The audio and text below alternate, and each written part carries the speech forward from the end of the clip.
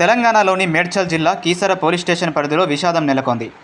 రాంపల్లి సత్యనారాయణ కాలనీలోని మెడిప్లస్ మెడికల్ స్టోర్లో విధులు నిర్వహిస్తున్నటువంటి 37 సంవత్సరాల మురళి అనే వ్యక్తి గుండెపోటుతో అక్కడికక్కడే మృతి చెందాడు. ఇందుకు సంబంధించిన వీడియో సీసీ కెమెరాలో లభ్యమైంది.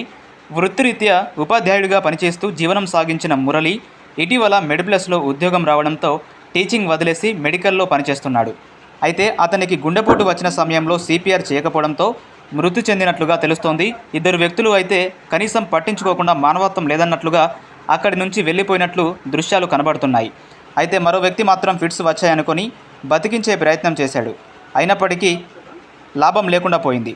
గత కొద్ది రోజులుగా వయసుతో సంబంధం లేకుండా ఇలా గుండెపోటుతో మృతి చెందుతూ ఉండడం మనం చూస్తూనే ఉన్నాం. వయసుతో సంబంధం లేకుండా అసలు ఈ గుండెపోటుకు గల కారణాలేంటో మీ అభిప్రాయాన్ని తెలపండి. అలాగే ఇప్పటి వరకు మన ఛానల్ని సబ్స్క్రైబ్ చేసుకున్నట్లయితే కింద కనబడుతున్నటువంటి సబ్స్క్రైబ్ బటన్ పైన క్లిక్ చేయండి. వీడియో నచ్చితే తప్పకుండా లైక్ చేయండి. Thank you.